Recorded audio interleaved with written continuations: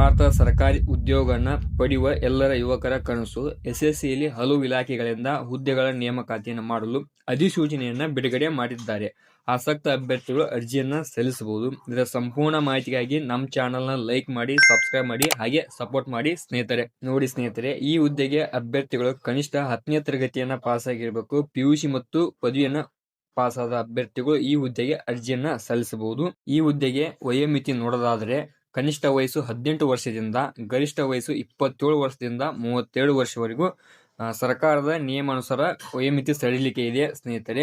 ಅಭ್ಯರ್ಥಿಗಳು ಅರ್ಜಿಯನ್ನ ಸಲ್ಲಿಸಬಹುದು. ಇನ್ನು ಅರ್ಜಿ ಶುಲ್ಕ ನೋಡೋದಾದ್ರೆ ಸಾಮಾನ್ಯ ಮತ್ತು OBC ಅಭ್ಯರ್ಥಿಗಳಿಗೆ 100 ರೂಪಾಯಿದಿಂದ 500 ವರೆಗೂ ಇರುತ್ತೆ. ST SC ಮಹಿಳಾ ಅಭ್ಯರ್ಥಿಗಳಿಗೆ ಯಾವುದೇ ರೀತಿಯ ಅರ್ಜಿ ಶುಲ್ಕ ಇರುವುದಿಲ್ಲ. ಒಟ್ಟು ಖಾಲಿ ಇರುವ ಹುದ್ದೆಗಳು 1789 ಹುದ್ದೆಗಳು ಖಾಲಿ ಇವೆ ಸ್ನೇಹಿತರೆ. ಈ ಹುದ್ದೆಗೆ ಅಧಿಸೂಚನೆ ಬಿಡುಗಡೆಯಾಗಿದ್ದು ಸೆಪ್ಟೆಂಬರ್ 2025.